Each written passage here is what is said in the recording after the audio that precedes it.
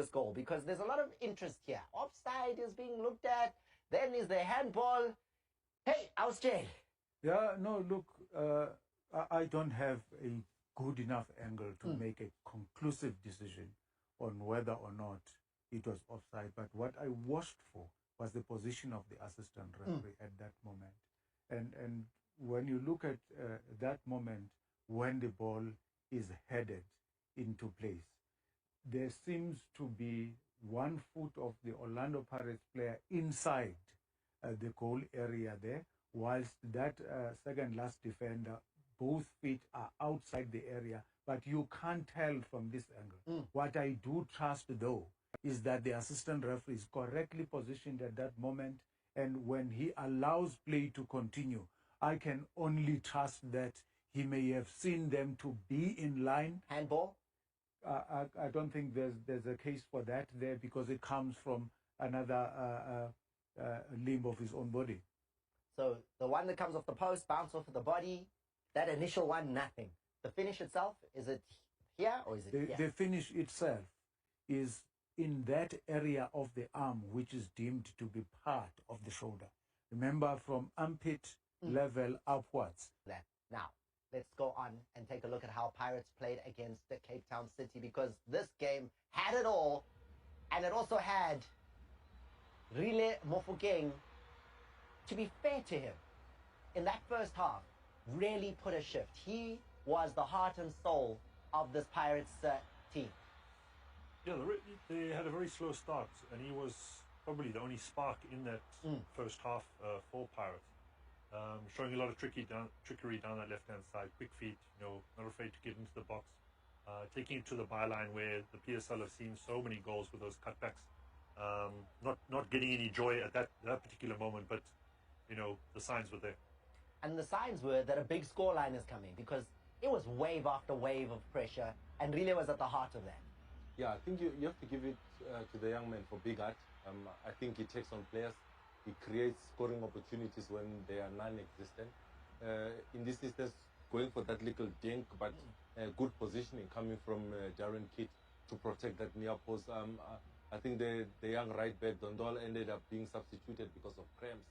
He had chased Mufokeng the whole afternoon, but a great save by Kidd in the near post. Dondol is 21, 22 years of age. I mean, what are you saying? He's facing in Tangayat. I'm a 20, I'm a 2000. No, but still, I'm a cramp side. Ushilo coach, he had to substitute him because he was running out of legs. He has not played enough this season, given an opportunity. But take nothing away. I thought he did very well in this game to look after Rile. But Rile, again, finding the spaces in the pocket this time, going for the shot, a little bit of a deflection, but give credit to Darren Kidd. Why are his legs not failing? He's played every match, started every game for Orlando Pirates this season. Yeah, he's obviously still enthusiastic about the game. He got a lot of energy, young man, so he's obviously looking after himself off the field. Just with regards that save from Keith, was a very good one, because Mabasa actually ran across him. So it looked like he got down a little bit too slow, but in actual fact, he had to wait until Mabasa had crossed over him before he made the save. Look at the pressure. This becomes one of those that, how is it that City score? Pirates attack, Keith makes the stop here, and from here, it'll end up in the net the other side. What? I think, for me, I think the front three did not do enough to slow down the restart from Darren Kidd. But also, with that being said about Pirates, let's give credit to Darren Kidd for his distribution. The ball down the left, Prince run, the late run coming from Domingo from the far side, making that late run into the box. Chain having the responsibility of guarding the near post, then moving across to the far post. And I thought it was just a well-taken goal by Domingo, but I still feel the front three, front four Pirates could have done something in this instance, because Rile plays the cross. There's no black shirt trying to disturb Darren Kidd from restarting the game. You want them to stand in front of... and take one, because they're out of shape. Spot on, delaying the restart. You take one for the team there. No, but you don't have to make a foul out of it. Yeah. You can just do it sensibly, without making contact with the goalkeeper. So Pumuz was right. A little bit sluggish from them. They had gotten forward nicely, but then they've got to be very aware of the distribution from Keith. And don't forget the touch from Francis, who came off that line as well in that movement. Beautiful goal from City. You're back at Orlando Stadium for Orlando Pirates. They're 1-0 down against Cape Town City, who had beaten Pirates already this season. You're looking at Muhau Nkota.